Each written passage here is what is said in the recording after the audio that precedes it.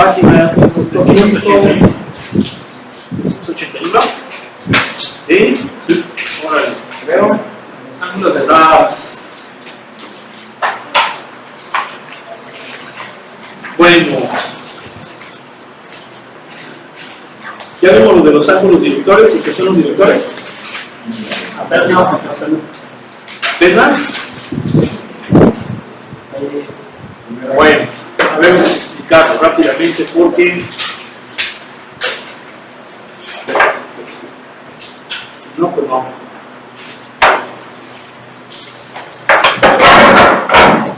Vamos a tener que parar el cañón.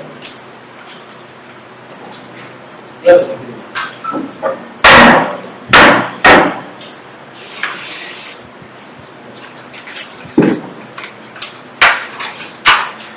Bueno, miren.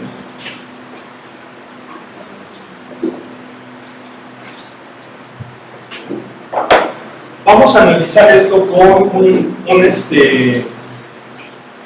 vector en R2, porque así es más fácil de que se entienda, ¿no? ¿Sí? Sí. Yo aquí tengo el plano y voy a poner un vector. Ustedes van a decir, ¿por qué siempre lo pones en el dimensional real? Bueno, pues por cuestiones prácticas. Puede ser en el tercero, segundo, cuarto, no importa. Sí, pero por cuestiones prácticas ahí lo ponemos.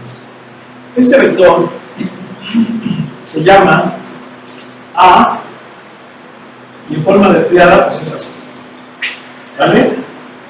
Y en forma de combinación lineal pues es así, ¿vale? Sí.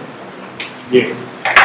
Entonces, ¿quiénes son A1 y A2? Que son los componentes del vector. Bien, ya lo vimos.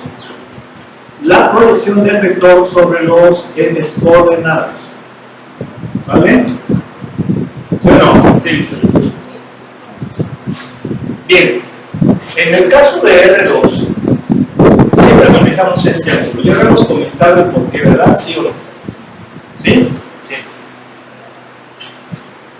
Entonces, ese ángulo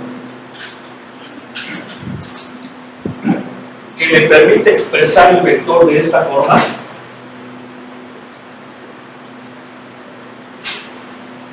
a ver, vamos a ponerlo así. A1 es el cateto adyacente, eso ya lo habíamos dicho, ¿no? Entonces sería hipotenusa, que viene siendo la norma de A por crucero de teto. ¿Sí o no? ¿Sí? Ma, coma, estoy utilizando la función de la triada. A2 es el cateto opuesto a teto. Entonces es hipotenusa por el seno de teto. ¿Sí estamos de acuerdo? Bien. Perfecto. A1 es así. Y A2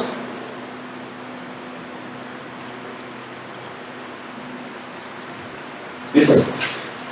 Pero así nos lo enseñaron en la práctica. ¿A qué me refiero? Con el ángulo θ, con el ángulo midiendo con respecto al eje X positivo, sentido contrario a las velocidades del reloj. Pero, ¿por qué no medir o utilizar este ángulo? Le voy a llamar, voy a hacer un cambio y a este le voy a llamar ahora alfa y a este le voy a llamar beta. ¿Sí? Si se fijan, alfa es el ángulo que forma el vector con respecto al eje X. Y beta el ángulo que forma el vector con respecto al eje Y, es decir, con respecto a los ejes coordenados. Entonces aquí ya cambia un poquito la notación, ya es más interesante, porque estamos considerando esos ángulos con respecto a los ejes coordenados, ya no con respecto a uno nada más. ¿Queda claro? Entonces, en ese sentido, A1 va a ser cateto adyacente para alfa, no hay ningún X, ¿sí o no? No hay X, sigue siendo así, perdón. Bueno, lo que pasa es que también la notación, lo voy a poner así. También la notación, ¿sí o no? Sí, coseno de alfa. Y A2 es el cateto adyacente para beta. ¿Sí o no? ¿Sí están de acuerdo?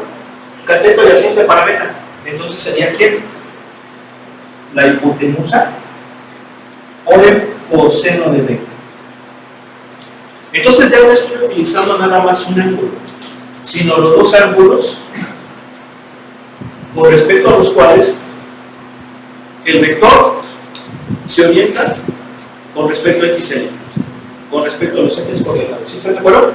¿Sí o no? Sí. Ahora, yo sé que de aquí coseno de alfa viene siendo A1 entre la norma de A y coseno de beta viene siendo A2 entre la norma de A.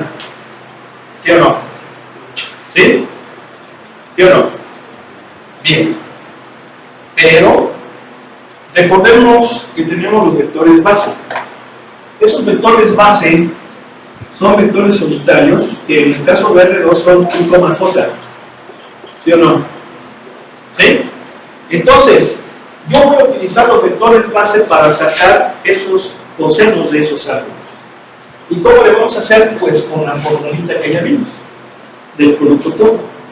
Acuérdense que el coseno del ángulo entre dos vectores es el producto de sus normas, perdón, el producto punto de ellos, ¿sí o no? Entre el producto de sus normas, ¿sí o no? Eso ya lo vimos. Entonces, si se fijan, yo puedo definir esos cosenos aplicando esa ecuación como el vector A punto I sobre la norma de A o la norma de I. Y para beta, para el coseno de beta, A punto J sobre la norma de A y la norma de J. ¿Sí están de acuerdo, verdad? Si yo aplico estas formulitas. ¿Sí? ¿Por qué? Porque alfa es el ángulo que forma el vector A con I y beta es el ángulo que forma A2 con A. ¿Sí están de acuerdo o no? Sí. Entonces puedo yo aplicar esa formulita. Bien. ¿Eso a qué va a servir? Bueno, pues voy a poner A. Voy a utilizar la notación de los diarios. Ese es A punto ¿y quién es I? Este. ¿Sí estamos? La norma de A. ¿Y cuánto vale la norma de I? Como es un vector unitario, su norma vale 1. ¿Sí o no? ¿Sí? Y para beta, esto va a ser así: A2, A1, coma 2, coma 3, punto 0, 1, 0, sobre norma de A, o norma de J, que es 1. ¿Sí están de acuerdo o no? ¿Sí? Sí. Bien. Vamos a calcularlos. Le voy a denominar bajito, pero para que se distinga, le voy a cambiar de color. Y déjenme ver a ver si no me he salido un poquitín. ¿Está? Ya le ajustamos.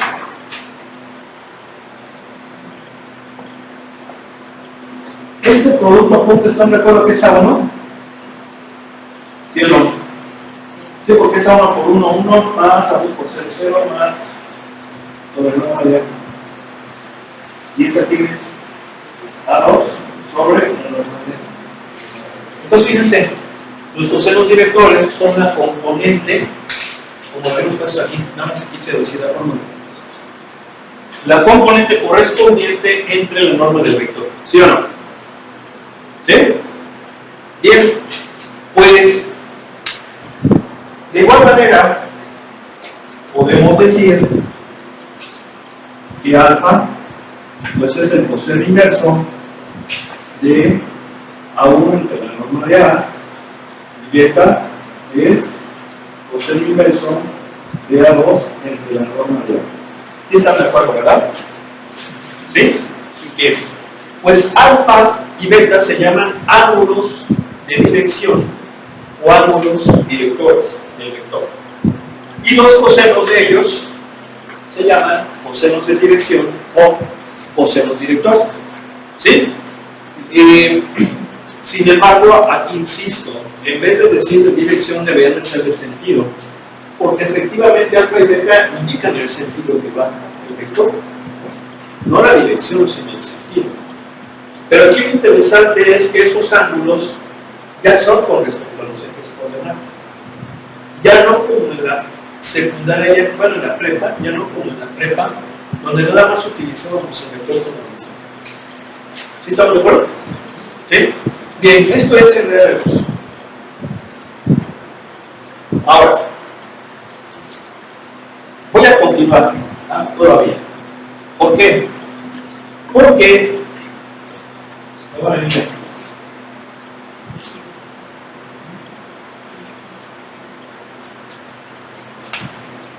además, ¿sí? Yo sé que todo vector es igual en R2, pero ¿cómo poner así? ¿Ven? Y yo sé que esto es así.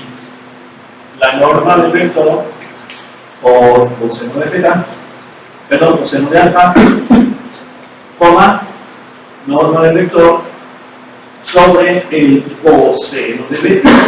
Acuérdense que ya no son, todos son cosenos, ¿vale? ¿Sí o no? ¿Y qué podemos hacer allí?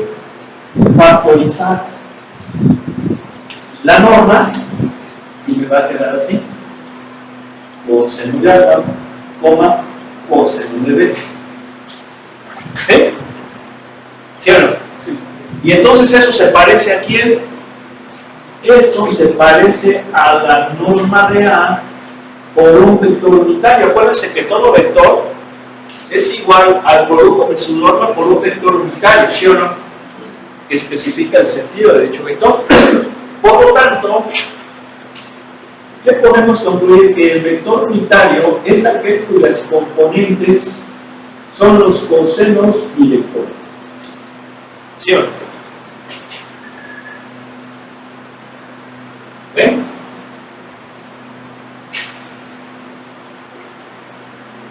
¿Vas? ¿Sí o no? Ahora, ¿podemos comprobar que es unitario? Sí. Si se supone que es un vector unitario, ¿entonces qué? ¿Entonces qué? Rápido. Luego, su norma, su magnitud, ¿es uno, verdad? Sí. ¿Sí o no? Entonces, eso es importante. Comprobación. A ver, vamos a ver si es cierto. Normita de A, morrito, igual a quién, raíz cuadrada de coseno cuadrado de coseno de alfa al cuadrado, que también está bien dicho coseno cuadrado de alfa, también, pero bueno, lo voy a poner así para evitar confusiones. Oigo, más coseno de beta al cuadrado, oigo, sí. ¿Y esto que es igual? Bueno, pues esto es raíz cuadrada de A1 entre normita de A al cuadrado, bueno, más A2 entre normita de A todo al cuadrado, ¿sí o no? ¿Ven? ¿Sí o no? Bien. Entonces, esto es A1 al cuadrado más A2 al cuadrado sobre normita de A al cuadrado, ¿sí o no? ¿Sí está de acuerdo? ¿Ven? Entonces mira.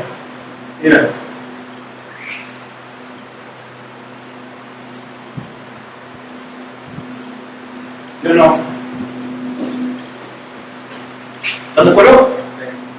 Bien. ¿Y eso qué es? La normita de A. Entre la normita de A. ¿Sí o no? Sí. ¿Sí? Bueno, ¿por qué lo quise hacer con R2? Porque obviamente es más sencillo de entender, pero ahorita vámonos con R3. ¿Vale? ¿Sí? Me siento medio bien. Qué chido, qué chido.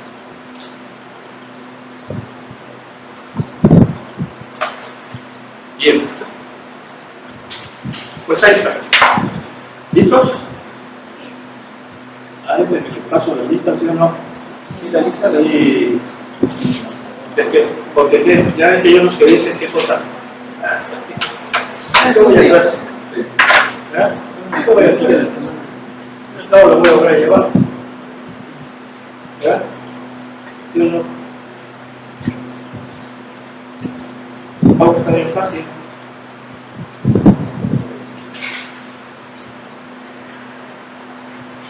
Y luego de esa cosa.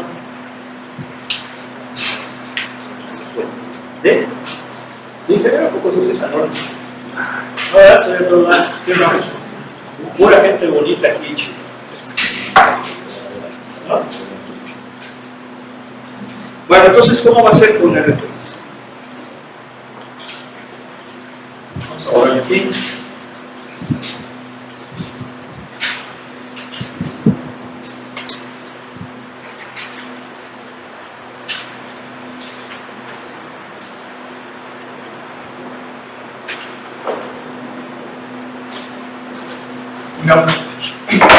En R3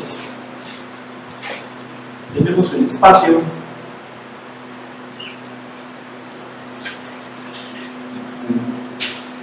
¿vale? No, ¿sí?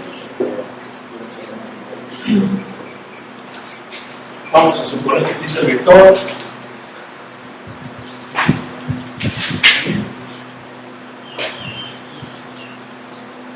vector A en forma de triada.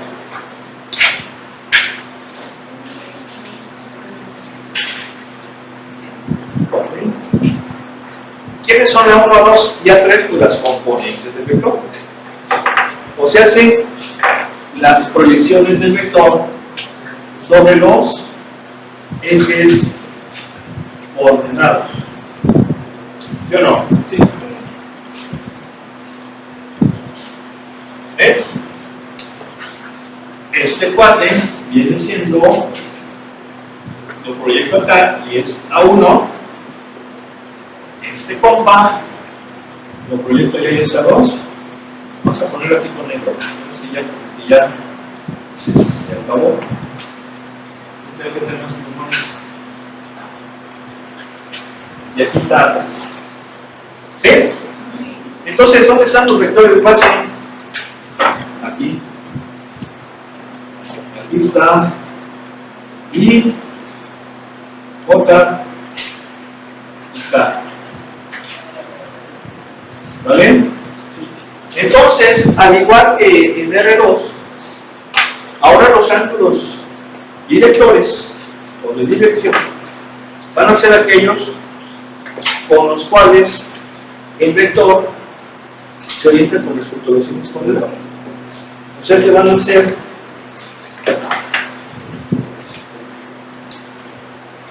este con X, que le voy a llamar alfa, ¿sí?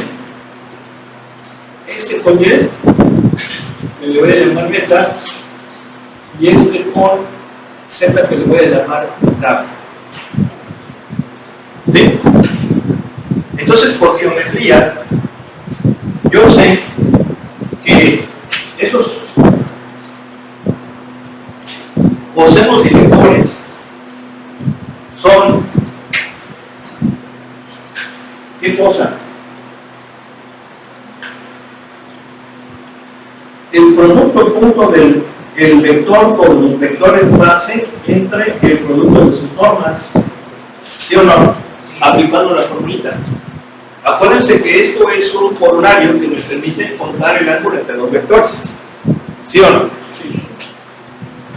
Entonces eso sería el coseno de alfa, y el coseno de beta pues sería el producto punto del vector con J entre el producto de sus normas y el de gamma igual el producto del vector con K entre el producto de sus normas. Ahí está. Bien.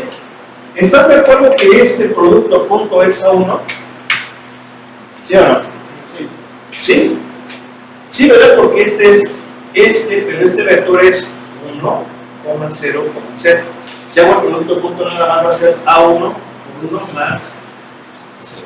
¿Sí estamos de acuerdo? O sea, esto sería A1 entre la normita de A, y esa normita vale 1. ¿Sí o no? ¿Sí? Bien. ¿Y esto cuánto vale? A 2. ¿Sí o no? ¿Sí? ¿Y este cuánto vale?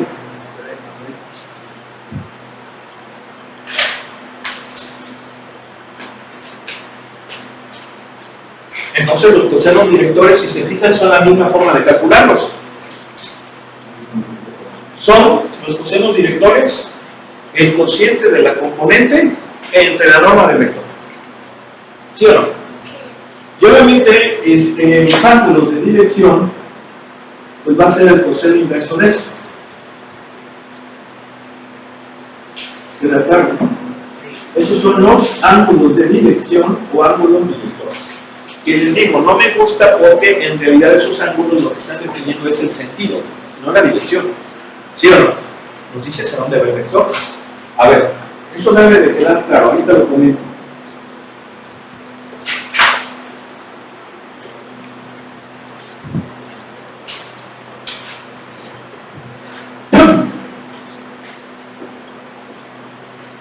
A ver,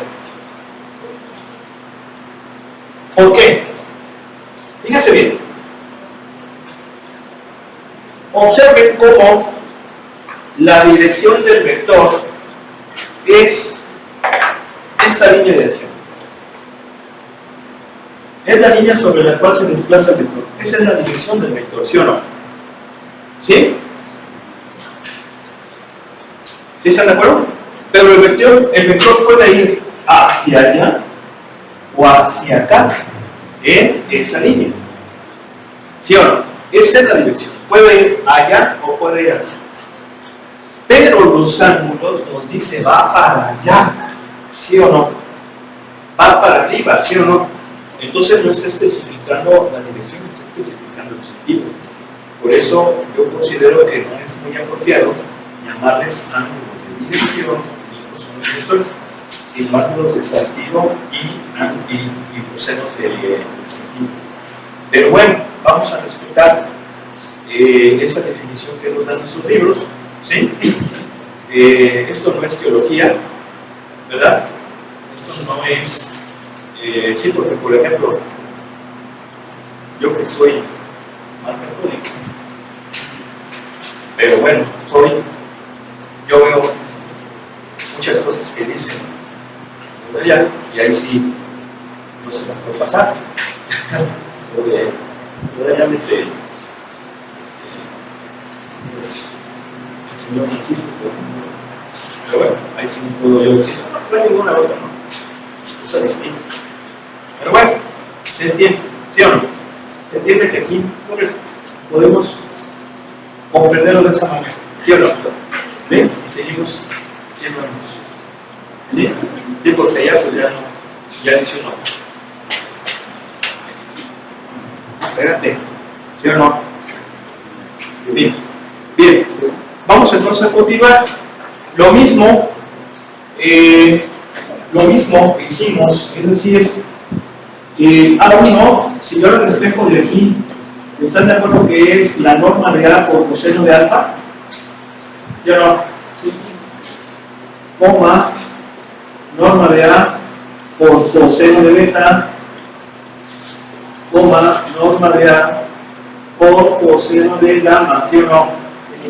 ¿Sí? Y entonces, ¿qué significa? Que podemos actualizar la norma y me queda coseno de alfa, un vector cuyas componentes son los cosenos directores. ¿Sí o no? Sí. Y podemos concluir entonces, dado que todo vector es la norma por un vector unitario, que en R3 el vector unitario es aquel cuyas componentes son los cosenos directores. ¿Sí o no? ¿Sí?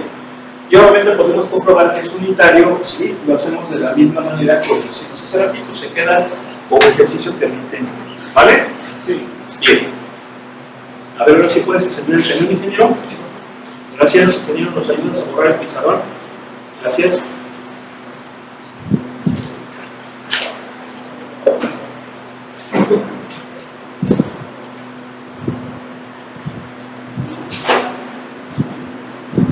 Bien, aquí está. La suma de los cuadrados de los cosenos directores es igual a 1. Aquí está todo eso que acabamos de comentar. Proyecciones. Muy bien. Ahí está. Proyecciones.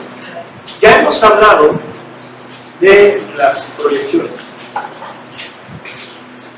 como la sombra del vector sobre los ejes coordinados, ¿sí o no? Sí, esa es la proyección, así se entiende, la proyección, la sombra. Bien, pero aquí vamos a profundizar un poco más. ¿Por qué? Porque las proyecciones pueden ser de dos tipos. Pueden ser proyecciones escalares o proyecciones vectoriales. Las proyecciones escalares es lo que se conoce como componente, porque a fin de cuentas los componentes son las proyecciones del vector sobre los ejes coordenados, ¿sí o no? Y son en escalar. Entonces, las proyecciones escalares también se les llaman componentes del vector. ¿Sí? Pero también existen las proyecciones vectoriales, y de hecho aquí tenemos eso, vean, proyecciones vectoriales. ¿Qué es una proyección vectorial? Pues bien, la proyección vectorial es un vector cuya magnitud es la sombra, es decir, la componente, ¿sí están de acuerdo? Y cuyo sentido está especificado por el ángulo, ¿sí? Perdón, por el coseno del ángulo, o por el ángulo. ¿Sí? Acuérdense que ese ángulo lo vamos a medir aquí, sí, a partir de uno de los vectores. Y de hecho, allí normalmente lo vamos a ver. Entonces, fíjense, las proyecciones vectoriales son esas que tenemos aquí, porque vean, yo tengo el vector B, que está en azul, y tengo el vector A. Estoy proyectando el vector B sobre A. Estoy proyectando el vector B sobre A. Entonces, al proyectarlo, la sombra es lo rojo. ¿Sí o no? Lo rojo. Bien. Bien. Pero, si yo le pongo la flechita en sentido, entonces ya va a ser un vector. ¿Sí estamos de acuerdo? Si yo no le pongo la flechita, pues nada más sería la pura sombra. Cuando es la pura sombra se llama componente o proyección escalar, y cuando ponemos la flechita se llama proyección vectorial. ¿Sí? Bien. Aquí lo mismo, es exactamente igual, nada más ustedes van a decir, a ver, espérate, pero aquí ya no podemos proyectar el vector B sobre A, efectivamente. ¿Por qué? Porque el ángulo entre ellos es obtuso. Sin embargo, sí lo estamos proyectando sobre la dirección del vector. ¿Sí están de acuerdo? Entonces, pues no hay ninguna bronca. Ahorita vamos a ver qué características objetivas va a tener eso. Sigue habiendo sombra, aunque ya sobre la dirección, no sobre el vector, porque el ángulo es obtuso. Y lo mismo, cuando le ponemos la flechita, ya hablamos de proyección vectorial. ¿Sí? Si nada más consideramos la magnitud del vector aquí, esa es la componente o proyección escalar. ¿Sí estamos de acuerdo? Sí. Bien, entonces aquí están las fórmulas para calcular esas nuevas variables. Dice proyección escalar de B sobre A. Bueno, pues ya vimos que la proyección de B sobre A no es otra cosa más que la componente de B sobre A, que de hecho es lo que hemos estado haciendo, ¿sí o no? Por eso es la componente de B sobre A. Y ya sabemos que la fórmula de esto, ¿a qué es igual? A el producto punto, pero fíjense aquí cómo es diferente, es el producto punto de los dos vectores entre la norma del vector sobre el cual se está proyectando. Aquí el vector que se proyecta ya no lo consideramos, ¿sí se entiende o no? Sí. ¿Por qué? Porque estamos midiendo su sombra. Bien. Y la proyección vectorial va a ser un vector cuya magnitud es la componente de B sobre A. Observen cómo esto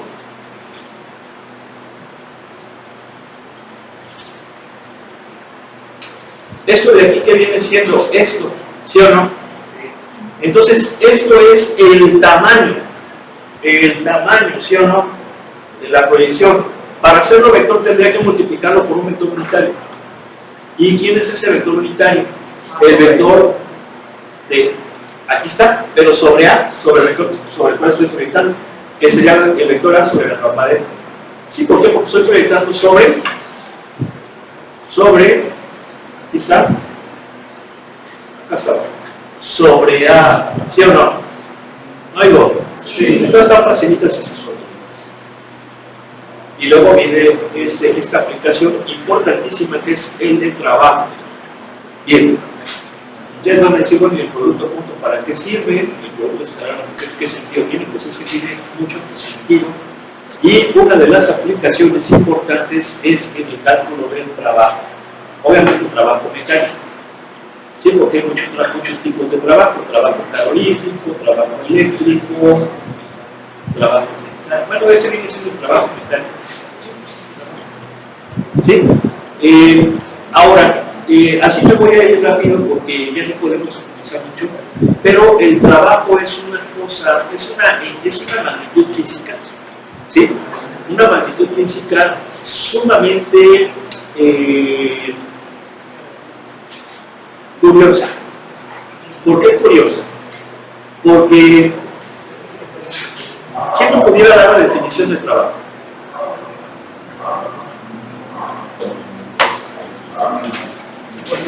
A ver, fuerza por la definición. Bueno, esa es la forma en cómo la calculamos. Pero una definición. Cuando hay un desplazamiento o reducción. ¿Alguien más?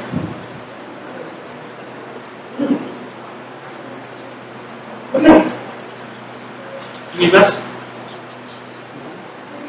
Yo me acuerdo que la definición de la prepa en el libro ese Padiglis, así fregón de física, que el autor era Bata, excelente libro. Ahí había un libro buenísimo, el de Salvador Mosqueira. Belleza. Decía que el trabajo mecánico es la fuerza, la acción de la fuerza a lo largo de la distancia. ¿Sí? Bien, ok, vamos a quedarnos con esa definición. ¿Ya se va? Ahora, ¿cuáles son las unidades de trabajo? ¿Mande? No, los newtons son de fuerza. Newton por metro. Perdón, fuerte. Joule o Joule. Antes se llamaba Joule. Antes, en mis tiempos, todas las unidades físicas se terminaban con dio, voltio, kilovoltio, watio, amperio, ohmio, todas se terminaban con dio. Ya después me tocó esa transición cuando ya se les empezó a llamar ya sin dio. ¿Sí? Entonces en vez de Joule, ¿sí? Pero ese es en el sistema MKS. Acuérdense que hay varios sistemas de medición, eso como ingeniero tienen que saber. Ya. Está el sistema internacional MKS, está el sistema CGS, donde la unidad es el o ERG antes, y el sistema técnico, que son los kilogramos. Y obviamente el sistema inglés. ¿Sí? Pues eso hay que entenderlo. Bien, pero aquí viene lo interesante. ¿Cuáles son las unidades de energía?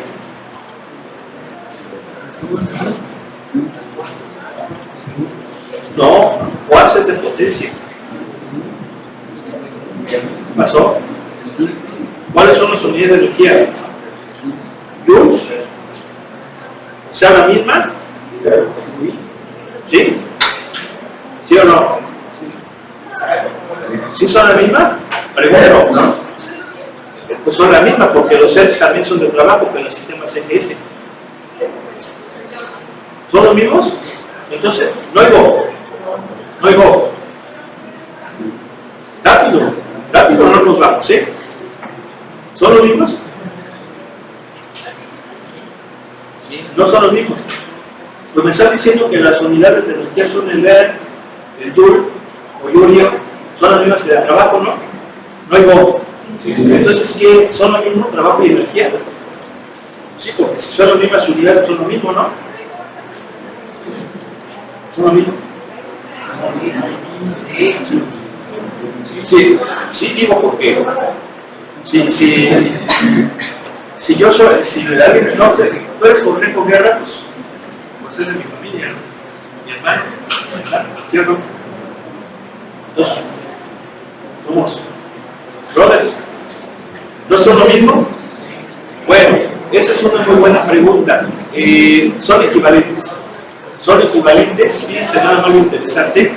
De hecho, la energía es la magnitud física, pues por excelencia.